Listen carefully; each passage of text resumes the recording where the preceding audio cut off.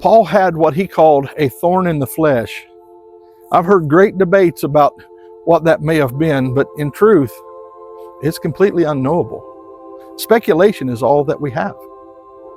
And isn't it just like man to focus on the what and not the why?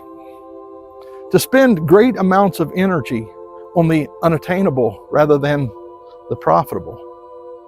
We scrabble after the lost books of the Bible while never having exhausted the depths of the Bible itself.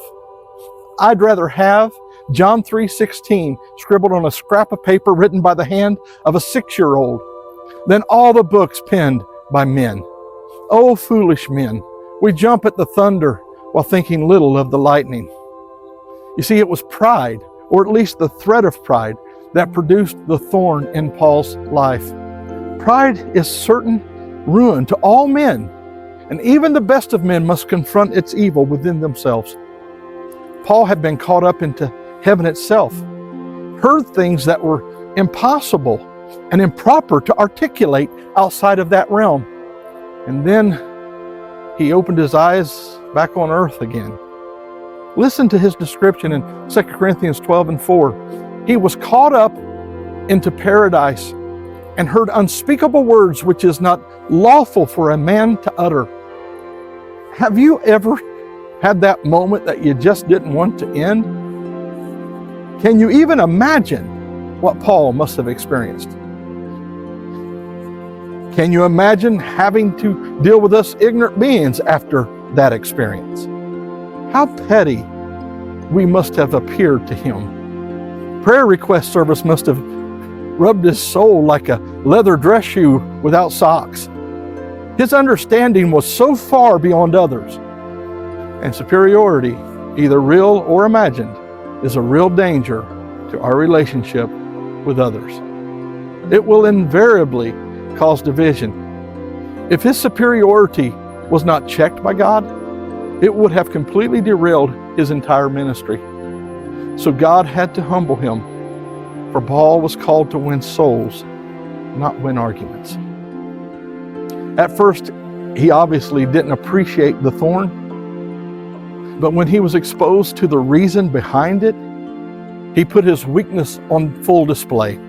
Where it had once been a source of shame, it now became the central focus of his testimony.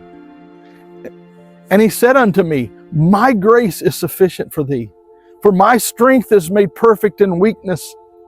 Most gladly, therefore, will I rather glory in my infirmities, that the power of Christ may rest upon me. That's 2 Corinthians 12:9. You see, I am weak.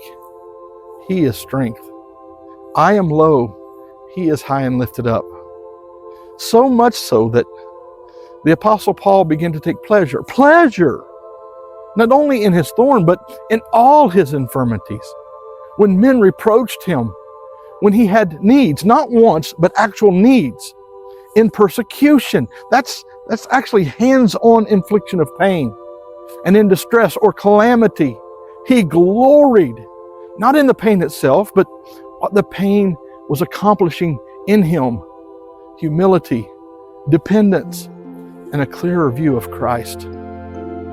He lived the rest of his life knowing things that only those who have crossed to the other side know. But his thorn was a witness to us all that no matter what, we can't make it without his strength. I am weak, but I will stand. How? God. 2 Corinthians 12:10 says, for when I am weak, then I am strong. This ministry isn't to just comfort you, it is to challenge you. If you are seeking a deeper walk with God, then I urge you to check out our Patreon channel at patreon.com. Then search for Examine Yourselves Ministries for more videos like this, as well as full-length sermons and much more. Please like and share this video and help us spread the good news of Jesus Christ.